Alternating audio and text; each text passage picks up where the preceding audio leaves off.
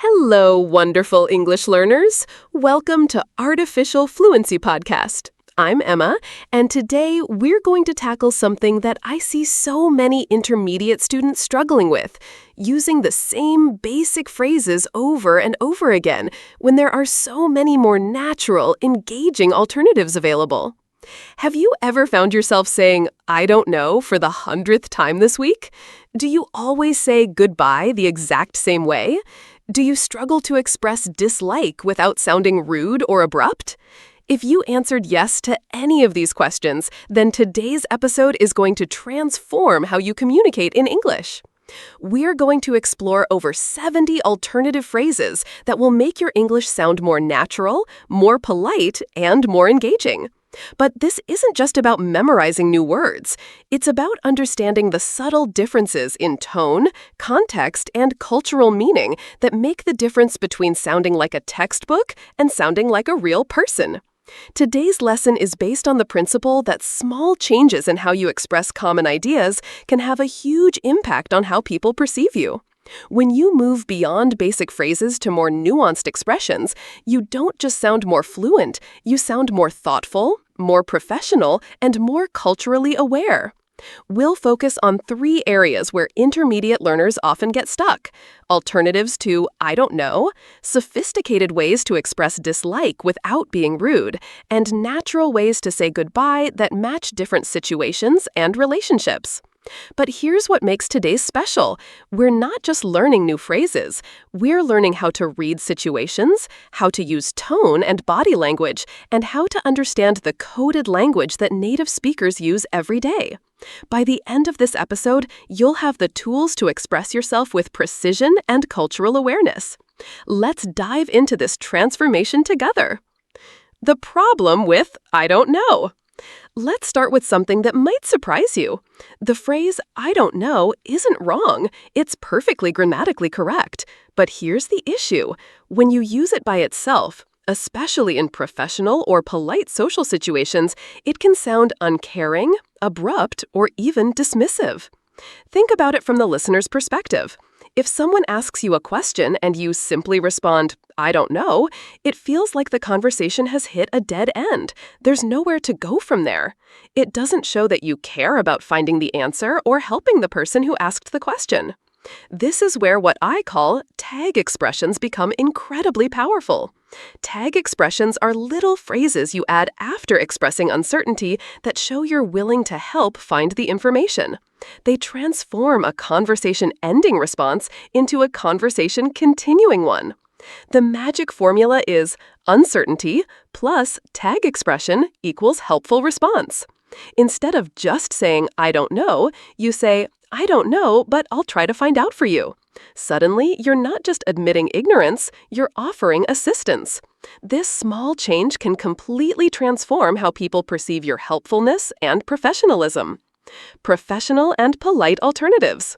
Let's explore professional alternatives that will serve you well in workplace situations, formal meetings, or any time you want to sound polite and helpful.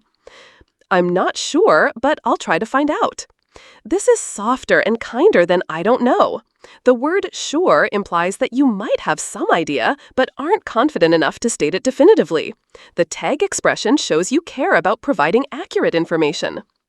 "Let me think about it and I'll get back to you." This is much more thoughtful than just "let me think about it." It shows that you're taking the question seriously and will follow up with an answer. Perfect for complex questions that require careful consideration. "I can't remember off the top of my head, but I'll look into it and let you know." Off the top of my head is a wonderful idiom meaning immediately or without having to think deeply or research. This phrase acknowledges that you might know the information, but can't access it immediately, and you're willing to do the work to find it. "Not as far as I know, but I'll look into it and get back to you." This is particularly useful when you want to indicate that something might be possible, but you're not certain. "As far as I know" suggests your knowledge might be limited, but you're not completely ruling out other possibilities. "I don't want to give you the wrong answer, so I'll double check and get back to you." This is extremely polite and shows integrity. It demonstrates that accuracy is important to you and that you respect the person asking enough to ensure they get correct information. That's a good question, so I'll try to find out. This acknowledges the validity and importance of the question, even though you don't currently have the answer. It's a great way to make the questioner feel heard and valued. I'm not sure if I'm the best person to answer that, but Sarah probably knows. Would you like me to ask her and get back to you? This is what I call adding an extra polite layer. Not only are you admitting you don't know, but you're actively connecting the person with someone who might have the answer. It shows initiative and thoughtfulness. Practice scenario. Colleague, do you know when the new software will be implemented? Instead of, I don't know, try, I'm not sure of the exact timeline, but I'll check with the IT department and get back to you by tomorrow. Casual and daily life expressions. Now let's explore more casual expressions for everyday conversations with friends, family, or informal situations. These don't require tag expressions because the context is more relaxed, but they each carry different emotional nuances. No clue, or not a clue. This is simple and direct, often accompanied by a shoulder shrug. It indicates a complete lack of information without any negative emotion, very common in casual conversation. I don't have the faintest idea. Faintest means slightest or smallest. This expression suggests not only that you don't know, but that you don't even have a tiny bit of relevant information. It can sometimes carry a slight tone of not caring about the topic. I haven't the foggiest idea. Foggiest relates to fog, something unclear and hard to see through. This expression has a slightly British feel to it, and Americans often use it with a touch of humor or when trying to sound a bit fancy. How should I know? Be careful with this one. It carries a defensive tone and suggests that the person asking the question is somehow unreasonable for expecting you to know the answer. Use it only when you're genuinely puzzled why someone would expect you to have certain information. Beats me. This is very casual and can indicate anything from mild annoyance to complete bewilderment. Beats here means defeats, as in the question defeats your ability to understand or answer it, often used when you find a situation particularly puzzling. I wish I knew. This carries a wistful, sometimes sad tone. It suggests that you would genuinely like to know the answer but don't, often accompanied by a sigh.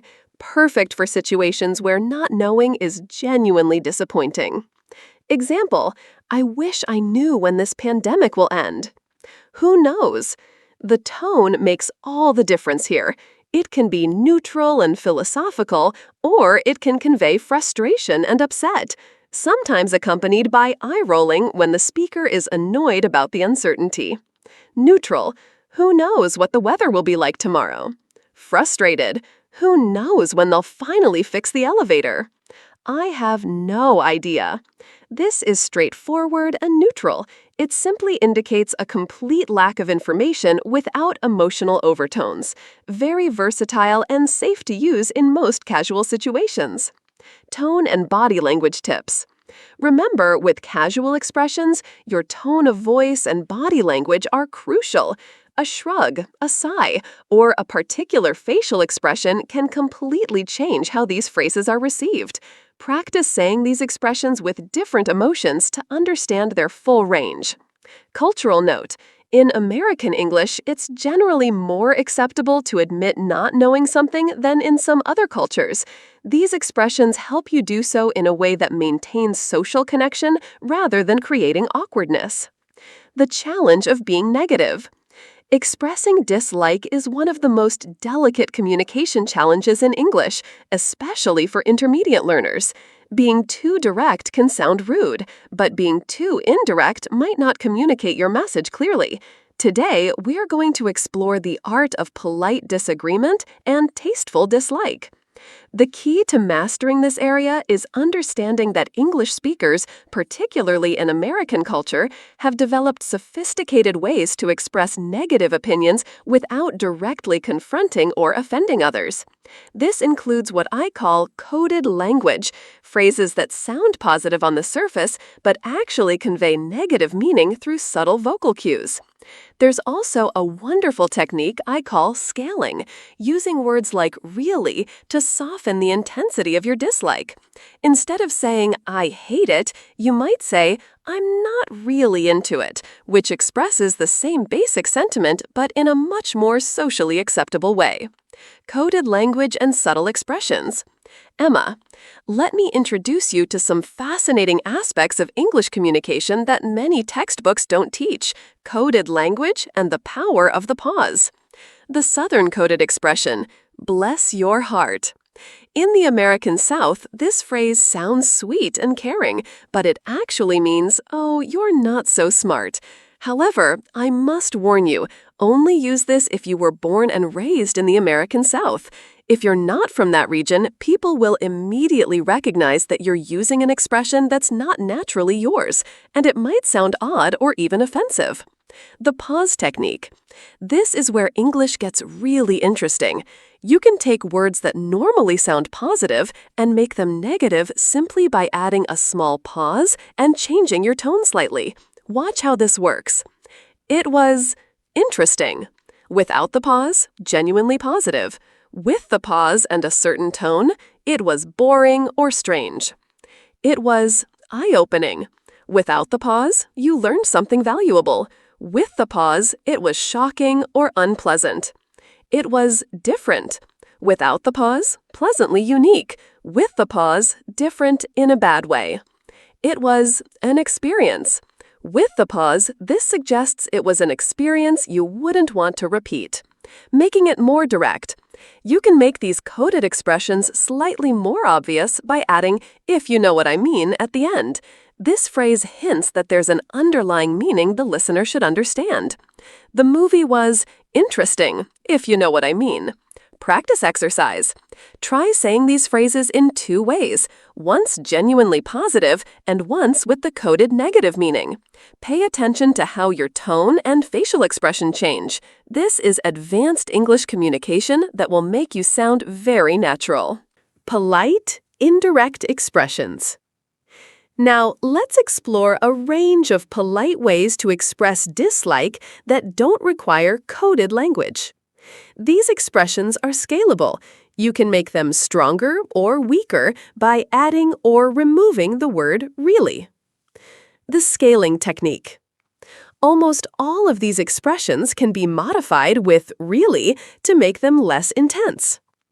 I'm not into it. Stronger dislike. I'm not really into it. Milder dislike. I'm not really into it/them. This means you're not passionate about something. It's casual and non-confrontational. I'm not really into horror movies. I'm not really crazy about it. Crazy about means enthusiastic, so this expresses lack of enthusiasm in a polite way. I'm not crazy about the new office layout. That's not really for me. This suggests something doesn't suit your personal taste or style. Very diplomatic. Skydiving isn't really for me. I'm not really a big fan of it. Big fan indicates strong positive feeling, so this expresses the opposite, politely. I'm not a big fan of early morning meetings. I'll pass. This is a simple, clear refusal, often accompanied by a gentle waving gesture. It's direct, but not rude. Would you like some coffee? I'll pass, thanks. I've had enough of it. Be careful with tone here. It can sound angry if said harshly, or simply indicate you've had sufficient amount if said neutrally. Neutral, I've had enough cake, thank you.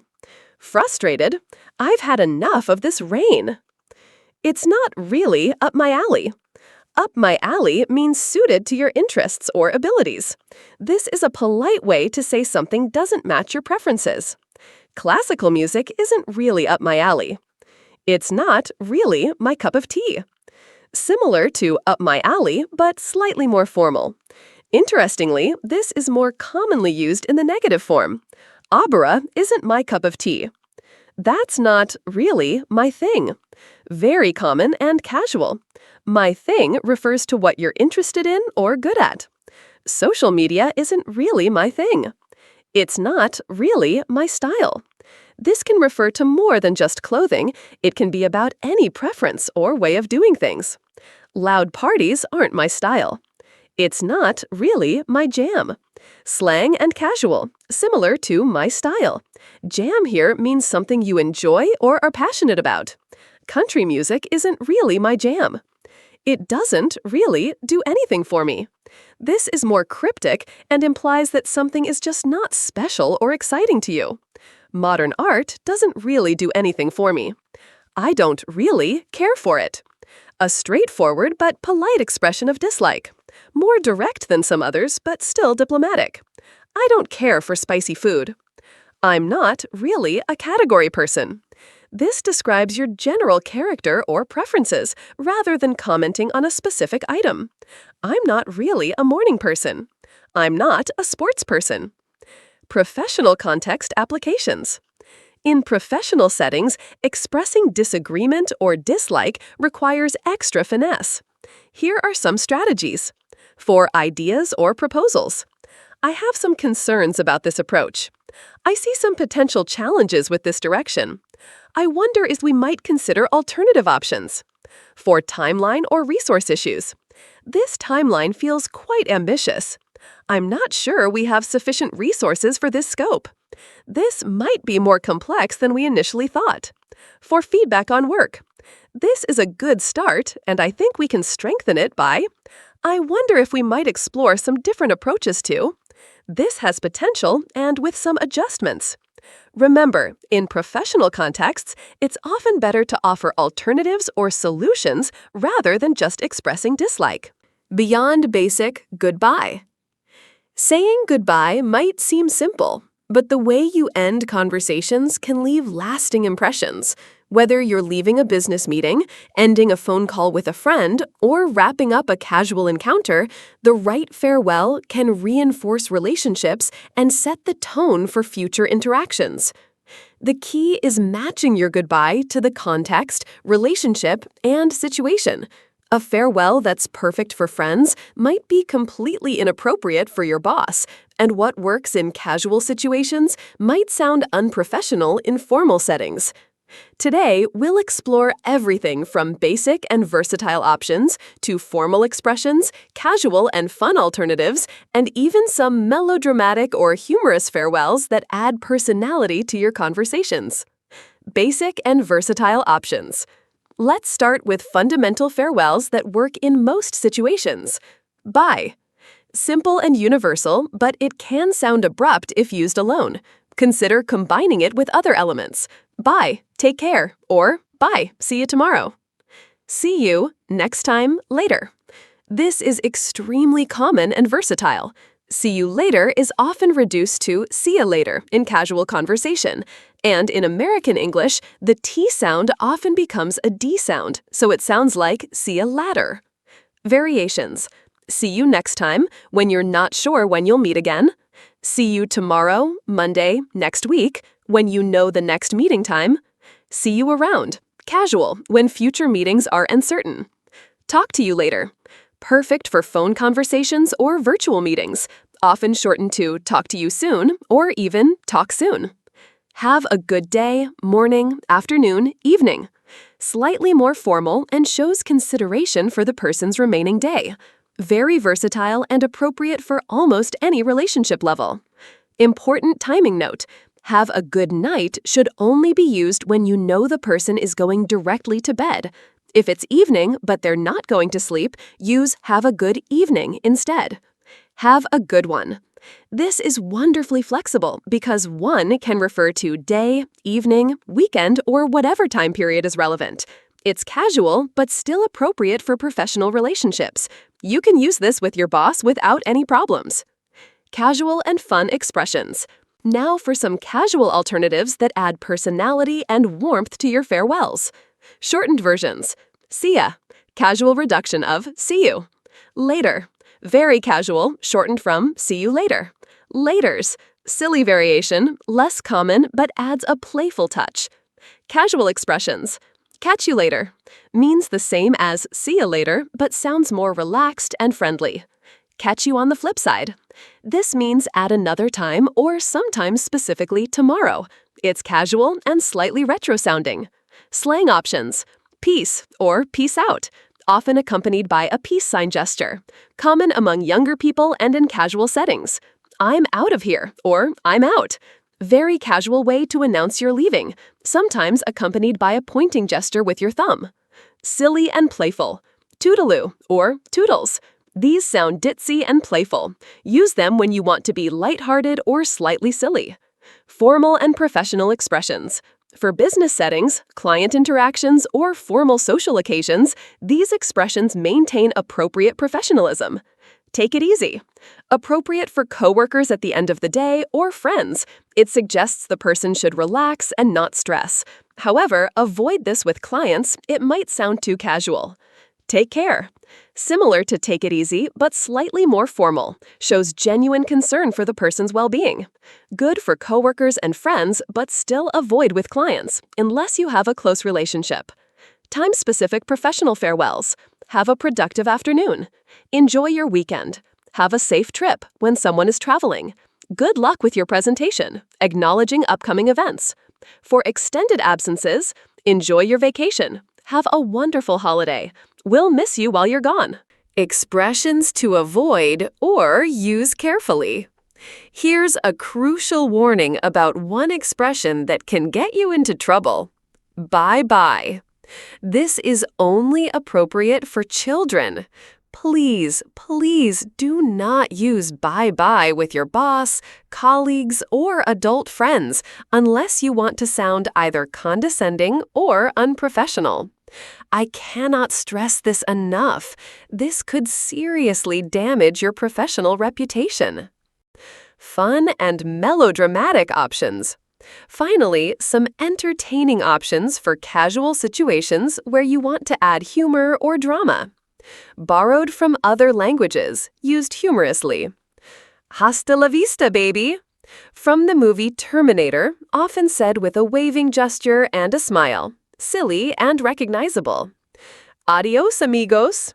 Spanish for goodbye, friends, but used casually in English even when speaking to one person. Often said with a laugh. Melodramatic English. Au revoir. French for goodbye, but used melodramatically in English, as if you're separating for years instead of just leaving a casual gathering. Farewell. Similar to au revoir, overly dramatic for everyday situations, as if you're going off to war. Can be funny in the right context. Until next time, or until the next time. Used with fake formality at casual gatherings, often humorously treating a simple goodbye as if it's a grand departure.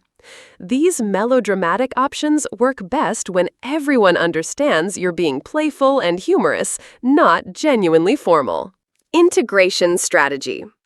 Now that we've covered over 70 alternative expressions, you might be wondering how to actually integrate these into your daily English use. The key is gradual implementation and conscious practice. Week 1. Focus on I don't know alternatives. Choose 3-4 professional alternatives and 2 to 3 casual alternatives. Practice them in real situations this week. Pay attention to how people respond differently when you use tag expressions versus simple statements. Week 2. Practice polite dislike.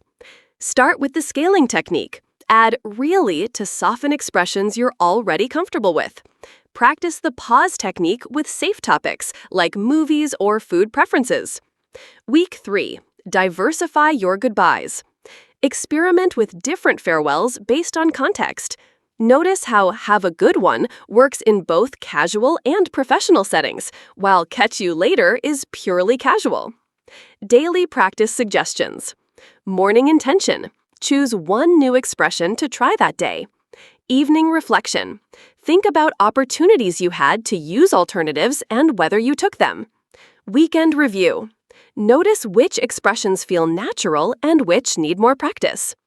Cultural awareness reminders.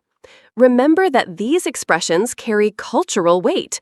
The coded language techniques, particularly the pause method, require you to understand subtle social cues that native speakers learn over years of cultural immersion.